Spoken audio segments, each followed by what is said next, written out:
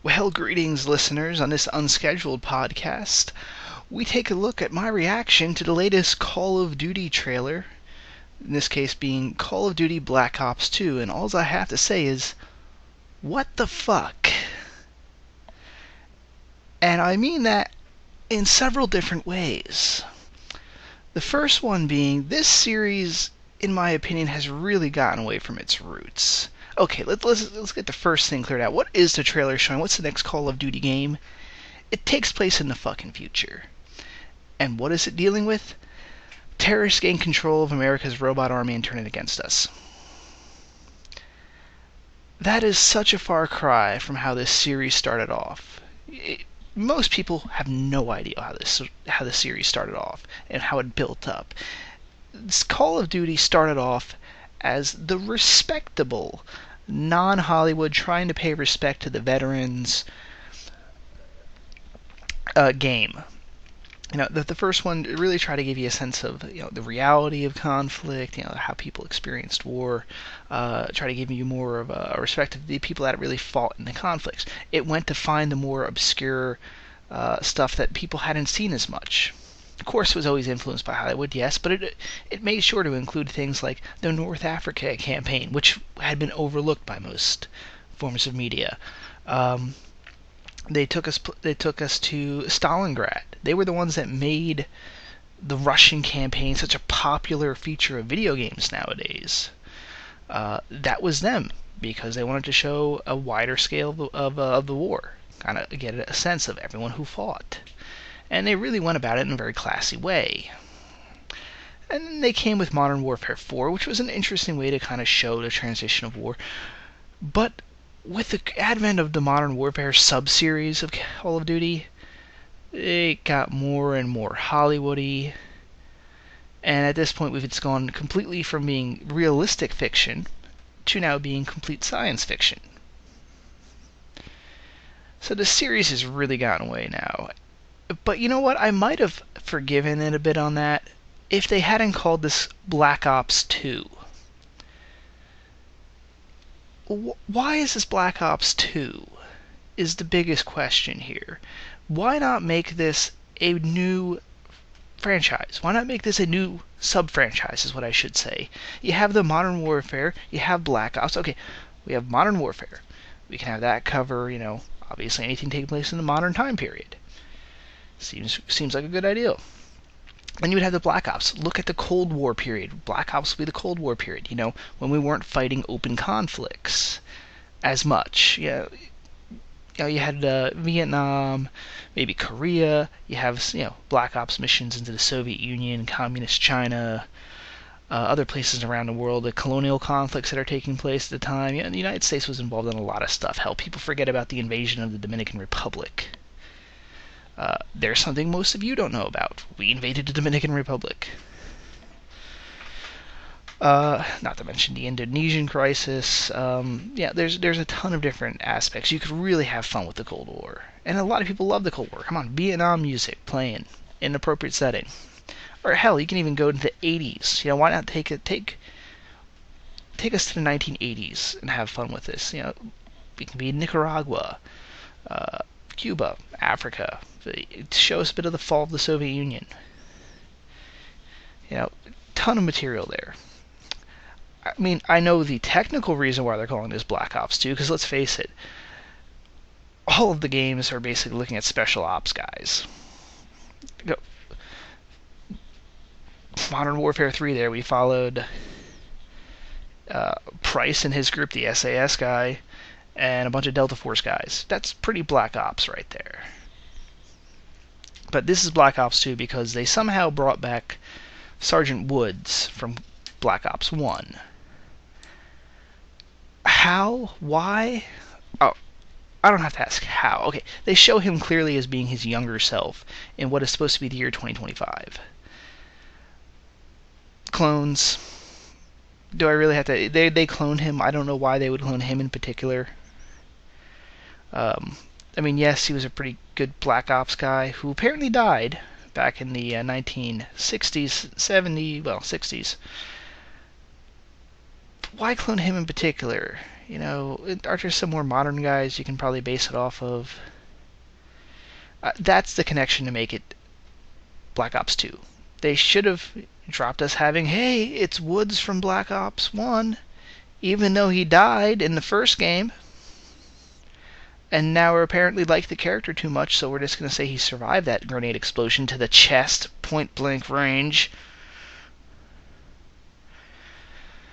Yeah, there are some people hinting that there was clues in the game that he actually survived, but I'm going to call bullshit on that. Come on, he was deader than a doornail.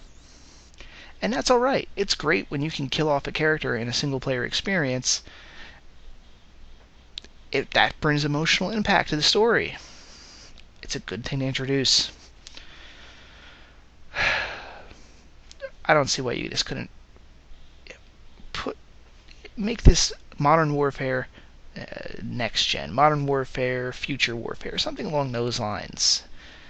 You have ad people, you could think of a good title, and this bring us new characters. I really probably wouldn't have been well, I still would have felt that the series had degenerated in the fact that we've now gone to the future, and the series has somewhat lost its identity by doing this.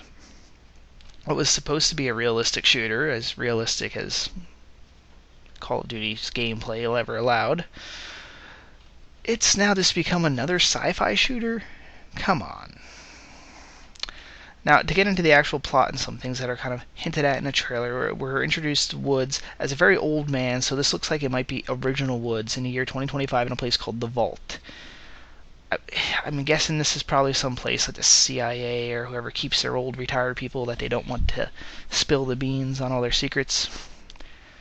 I don't really know any secrets that Woods would have had to, be kept. There was a Black Ops missions in Vietnam.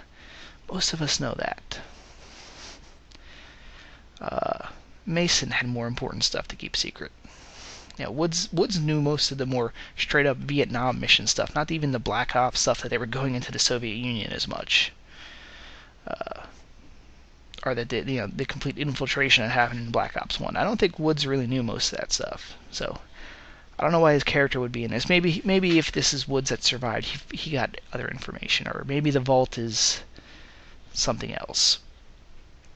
But we're introduced to him, and he goes on about how we kept on creating better and better robotic technology. Now, actually, the theme of this, the idea of robotic warfare getting out of our hands, is something that does appeal to me. I wrote my master's thesis on the subject. Well, more specifically, how the introduction of unmanned weapon systems will affect warfare in the future.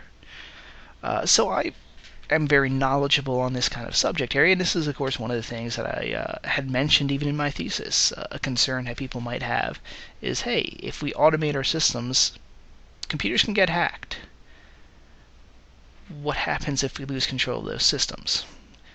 Not, Skynet scenario, but another highly organized country, with a very sophisticated intelligence network, cracks our codes and takes control of some of our stuff. That's a problem. And this is looks like exactly what's happening here. There are some shots that clearly show there's a bit of a mix. Some sort of terrorist group is taking control of these robots. There's a scene of look like Middle Eastern rebels. So I'm guessing that is what probably starts off. We're starting off with the still wrapping up the war on terror ideal. Maybe not. That might be something different. There also look to be a few shots of more sophisticated troops that might be enemies. So maybe there's another element to who maybe let loose. I mean, I can't see the kind of Middle Eastern rebel group being the guys that took control of the United States Complete Defense Network. Probably there's some sort of bigger bigger conspiracy going on. Black Ops is always into the big conspiracies and such. Maybe it was the Russians again, because in Call of Duty, it's either Nazis or Russians. Let's see, anything else I picked up from the trailer? There's a lot of quick shots. A lot of the technology that they showed at least looks like it is based on near future tech. There was a lot of shots of aircraft flying around and different drones, and it looks like at some points you'll actually be controlling some drones. So that'll be interesting. Perhaps Call of Duty is going to go in a introduction of air power. It also, of note, looks like you're going to play a SWAT officer as part of the Call of Duty, and one of the characters in this particular game. It would make sense. What is going to be the one force that wouldn't be that automated in the future? It would be the police force, because you still want that human face interaction. You still need officers with their authority to actually make the arrests, as opposed to more military technology where you just have to worry about shooting the enemy. So it makes sense the police are still relatively well armed and equipped. So who knows? Maybe that's where most of the resistance to these machines are coming from, is actually the police departments. Would be an interesting concept.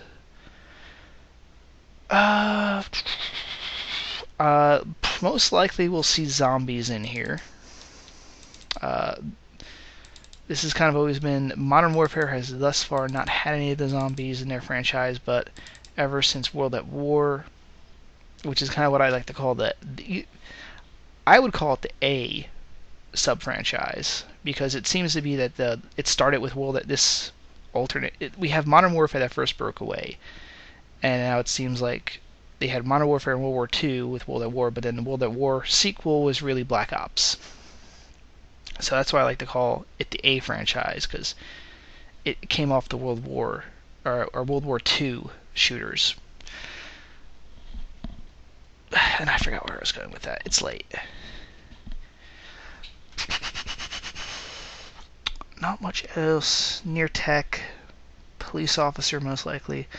Most likely we're going to see cloning. Again, I'm not sure why you're going to clone Woods in particular, as in they realize, well, we don't have our highly trained people now, so we're just going to clone old special ops guys and have them fight the robots and terrorists. Okay. Either that or they give them some sort of special nanotechnology that rejuvenates them to youth. I don't know.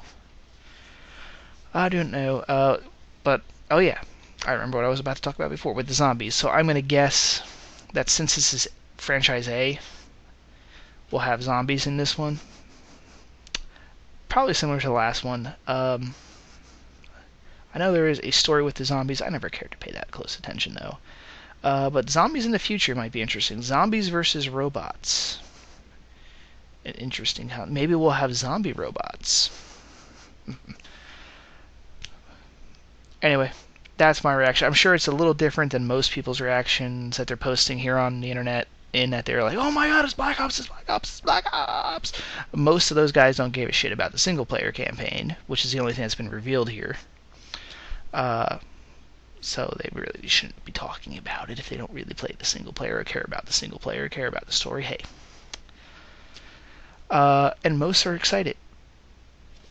I feel the series has somewhat degenerated as a artistic endeavor. And sorry if I feel like I sound a bit like a schnob, if you will, but I like the old Call of Duty style when it was all about putting you in the actual, here's you fighting in World War II and having a real level of respect for the men and women that fought. And I always felt that there was so much more you could do. Not only World War II, there was so much more that nobody ever covers, especially for a series like Black Ops, which had started the idea of, hey, you can cover... You don't just have to fight as Americans. You can fight as a Russian. You can fight as British. Give us a French campaign. Give us a Polish campaign. These guys did not just fight and die. They had victories themselves, especially Polish troops that escaped to England and refought, especially in the Operation Market Garden and other such. Pretty much every campaign has still, or every, not campaign, but every video game that looks at World War II still skips over the Italian campaign. It completely ignores the Burma campaign. Call of Duty has never had us play a Chinese soldier fighting in China against a Japanese.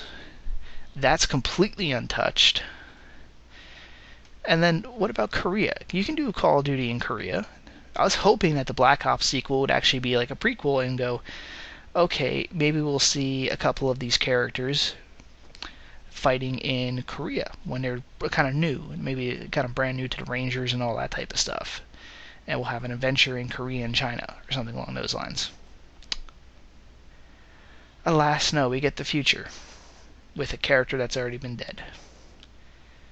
So I hope that's been a little bit of a different change for most people. Signing off for now, guys. Maybe we'll find out more later. Sayonara.